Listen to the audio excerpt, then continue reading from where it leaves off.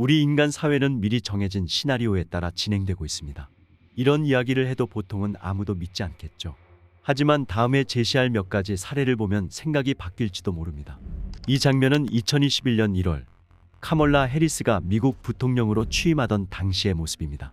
한편 이 장면은 2000년에 방영된 미국 애니메이션 심슨 가족 시즌 11, 17화의 한 장면으로 리사 심슨이라는 캐릭터가 미국 대통령으로 취임한 장면을 보여주고 있습니다. 보시다시피 보라색 정장의 진주 목걸이 그리고 취임 연설 장면까지 매우 흡사합니다. 애니메이션의 장면과 21년 후 실제 일어난 사건은 그 내용과 복장까지 놀랍도록 닮아 있습니다. 또한 1993년에 방영된 시즌 4 21화에서는 배달원이 기침을 하면서 어떤 바이러스를 소포에 넣고 이것이 나중에 세계적으로 폐렴을 일으키는 사건의 원인이 된다는 내용이 등장합니다. 더 나아가 2016년에 방영된 시즌 28 2화에서는 마을 사람들이 모두 가상현실 VR 안경을 착용하고 생활하며 가상 세계와 현실 세계의 경계가 점점 흐려지는 모습을 그렸습니다. 이로 인해 많은 사람이 전봇대에 부딪히거나 넘어지는 이야기가 묘사됩니다. 2024년 2월 애플은 비전 프로라는 VR 기기를 출시하여 지금까지 없던 가상 세계와 현실 세계를 통합하는 경험을 사용자에게 제공했습니다. 사람들이 이 기기를 착용하고 걷는 모습은 8년 전 심슨 가족의 장면과 놀라울 정도로 닮아 있습니다. 이와 같은 예언은 아직도 많고 이후에도 여러 사례를 소개하겠지만 이 애니메이션은 어떻게 미래의 사건을 예언할 수 있었을까요? 심슨 가족 제작팀 안에 있는 사람들은 과연 어떤 사람들일까요? 인간 사회는 정말로 미리 정해진 시나리오에 따라 진행되고 있는 것일까요? 만약 그렇다면 이 시나리오는 대체 누가 정한 걸까요? 오늘은 이 주제에 대해 이야기해 보겠습니다. 심슨 가족은 미국 폭스 TV에서 제작된 애니메이션입니다. 심슨 가족의 가정 이야기를 통해 사회 문제나 정치적 주제에도 접근하고 있습니다.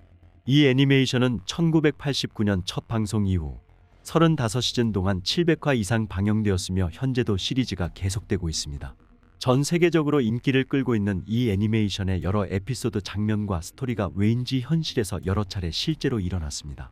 이러한 예언은 정치, 경제, 문화, 엔터테인먼트, 재난, 사고 등 다양한 분야에 걸쳐 있습니다. 그렇기 때문에 심슨 가족은 미래 예언 만화라고도 불립니다. 여기서 나오는 예언들을 크게 두 가지로 나눠보겠습니다. 첫 번째는 현 상황이나 근거를 바탕으로 미래의 추측이나 예측이 가능한 사건입니다. 두 번째는 방송 당시 상황으로는 전혀 추측할 수 없었던 사건입니다. 먼저 예측이 가능한 예언들부터 생각해 보겠습니다. 1995년에 방영된 한 장면에는 입력과 통화 기능이 탑재된 스마트워치와 같은 장치가 등장합니다. 스마트폰조차 없던 그 시절의 스마트워치의 탄생을 예언한 놀라운 장면으로 보이지만 이것은 미래의 기술적 가능성을 예측하는 창의적 시도였다고 볼 수 있습니다. 마침 윈도우 95의 등장과 맞물려 이후의 컴퓨터와 장치의 발전은 전문가에서 일반인까지 많은 사람들이 상상할 수 있는 범위였습니다. 또한 2010년에 방영된 한 에피소드에서는 벤트 홀룸스트롬이 노벨 경제학상을 수상하는 내용이 있었습니다. 2016년 홀룸스트롬 교수는 실제로 노벨 경제학상을 수상했습니다. 이는 정확한 미래 예언처럼 보이지만 홀룸스트롬 교수는 이미 노벨상 유력 후보 중 한 명이었으며 애니메이션이 방영될 당시에도 언제든 수상할 수 있을 거라고 많은 사람들이 인정하고 있었습니다. 이처럼 예측이 가능한 예언들은 예언이라기보다는 예상이나 추측이라고 부르는 것이 적절합니다. 여러분도 아시다시피 심슨 가족이 미래 예언 만화라 불리게 된 이유는 당시 예측할 수 없었던 예언에 있습니다. 처음 소개한 카멀라 해리스의 부통령 취임 당시 모습과 복장은 예측할 수 없는 예언에 해당하며 그 외에도 이런 예언이 많이 있습니다. 1998년에 방영된 한 장면의 폭스는 월트 디즈니 회사의 일부라는 글자가 쓰인 간판이 등장합니다. 당시 이 장면을 본 사람들에게는 의미를 알 수 없는 내용이었지만 21년 후인 2019년 월트 디즈니 회사는 폭스를 인수했고 폭스는 정말 월트 디즈니 회사의 일부가 되었습니다.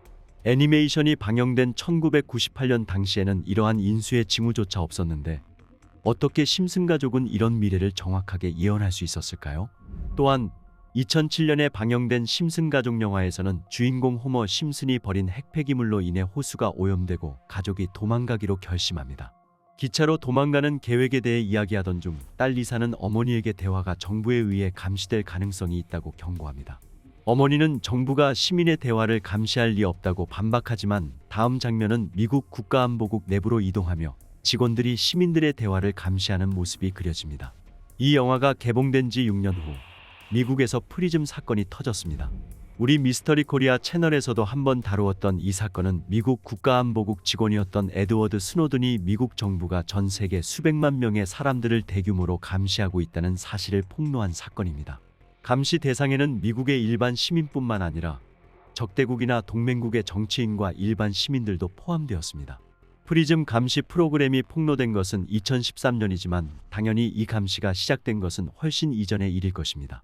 따라서 이 영화의 장면은 예언이라고 할 수 있지만 제작팀의 누군가가 정부가 비밀리에 수행하고 있는 감시 프로그램의 존재를 미리 알고 이를 영화 속에서 은근히 암시하려 했을 가능성도 생각해 볼 수 있습니다.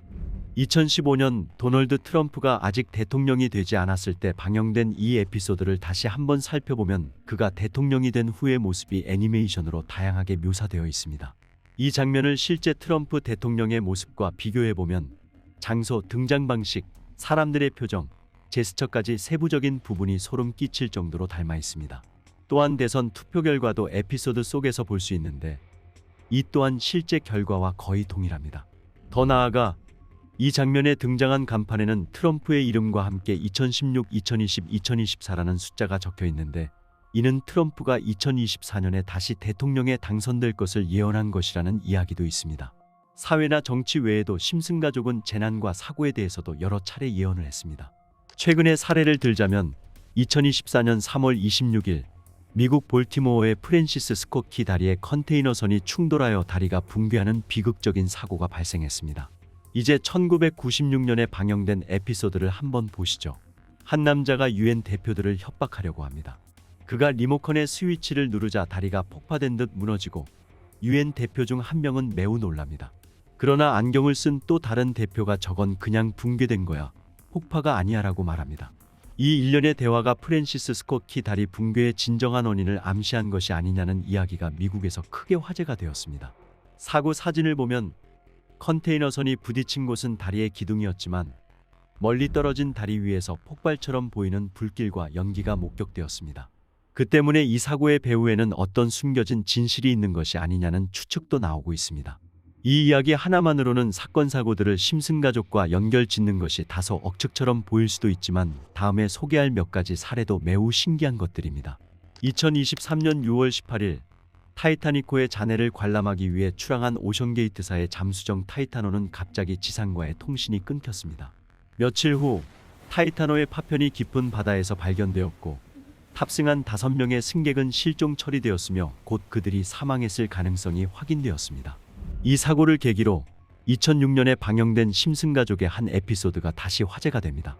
이 에피소드에서는 호머와 메이슨이 심해 잠수정을 타고 바닷속에 가라앉은 거대한 침몰선을 탐험하는 장면이 나오는데 호머가 타고 있던 잠수정이 거대한 침몰선에 부딪혀 빠져나오지 못하게 되는 사고가 발생합니다. 심해 잠수정, 거대한 침몰선, 그리고 중간에 발생한 사고. 이것은 타이타노의 사고를 예언한 것처럼 보입니다. 더 나아가 심슨 가족은 과학 분야에서도 예언을 적중시킨 사례가 있습니다.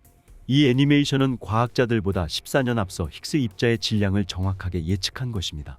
1998년에 방영된 이 장면에서 호머가 칠판에 공식을 쓰고 있는데 나중에 밝혀진 바에 따르면 그 공식에는 힉스 입자의 질량을 예측하는 값이 포함되어 있었습니다. 힉스 입자는 물질의 질량을 부여하는 역할을 하는 입자로 그 역할 때문에 신의 입자라고도 불립니다. 힉스 입자는 오랫동안 이론상으로만 존재한다고 여겨졌으나 2012년에 이루어진 실험을 통해 그 존재가 확인되었고 입자의 질량도 밝혀졌습니다.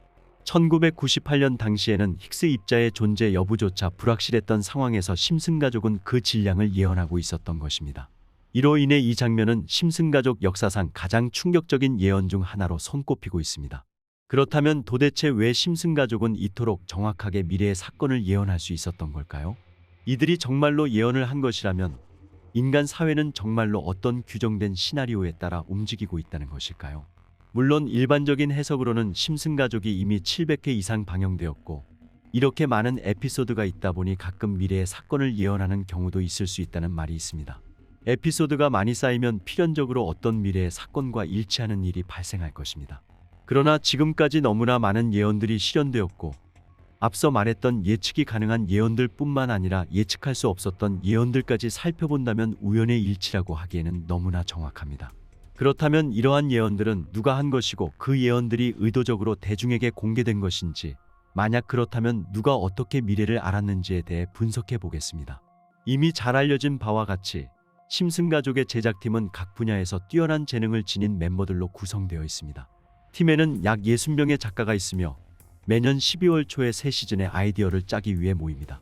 60명 중 거의 절반이 하버드 대학 출신이고 나머지 멤버들도 대부분 명문대 출신입니다. 이들의 전공은 물리학, 수학, 컴퓨터 과학에서 금융학과 종교학에 이르기까지 매우 넓은 분야에 걸쳐 있습니다. 또한 작가들에게는 충분한 창작의 자유와 높은 보수가 주어지며 덕분에 이 엘리트들이 연구실을 떠나 애니메이션 세계로 뛰어드는 데 열정을 느끼고 있습니다.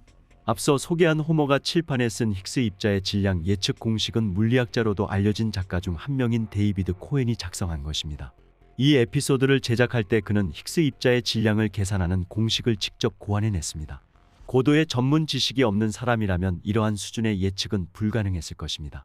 즉, 다양한 전문 지식을 가진 뛰어난 인재들로 구성된 작가팀이 과학과 사회에 대한 깊은 통찰을 바탕으로 창작 활동을 한 결과 미래의 사건을 정확하게 맞출 수 있었다면 이는 예측으로도 볼 수 있는 예언이 탄생한 이유라고 볼 수 있습니다. 그리고 여기서 잠깐 재밌는 심슨과 한국의 연관성을 한 가지 이야기하자면, 애니메이션은 원화, 동화, 채색, 배경 등의 주요 작업 단계로 제작되는데 심슨의 이 모든 것이 한국에서 한국 업체의 한국 사람에 의해 만들어지고 있다는 것입니다. 미국 팍스TV에서 시나리오가 정해지면 이를 한국 애니메이션 업체인 에이콤 프로덕션에서 받아 원화와 동화, 채색, 배경 작업을 진행하고 있습니다. 어찌됐든 심슨 가족에는 그런 예측성 예언들 말고도 아무리 많은 지식을 가지고 있어도 예측 불가능한 예언들이 있었죠. 그러한 예언들은 어떻게 가능했을까요?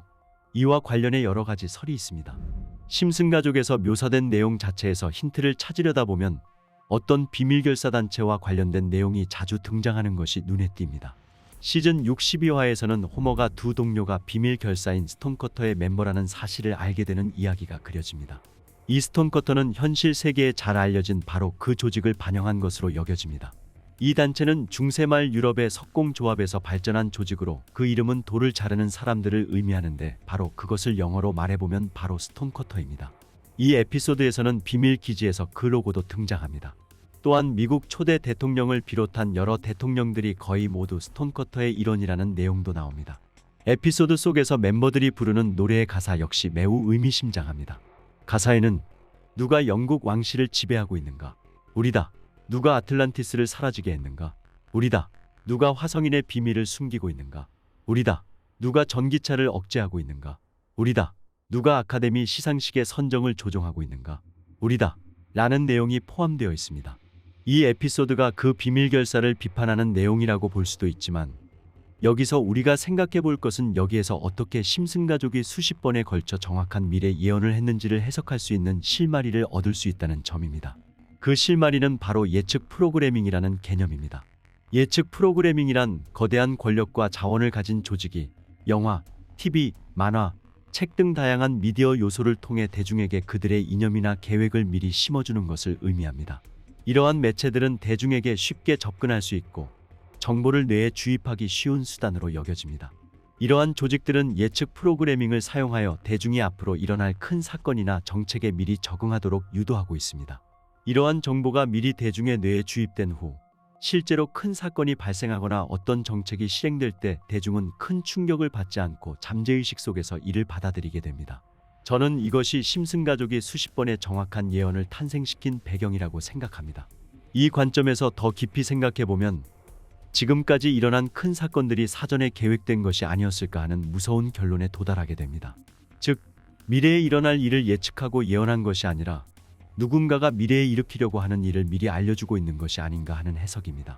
이 인간 사회는 누군가에 의해 만들어진 시나리오에 따라 움직이고 있다는 가설이 완전히 불가능한 이야기는 아닐지도 모릅니다. 물론 이러한 내용은 어디까지나 저희 개인적인 의견일 뿐이며 이를 뒷받침할 결정적인 증거는 없습니다. 따라서 시청자분들도 이 내용을 어디까지나 재미로만 들어주셨으면 합니다.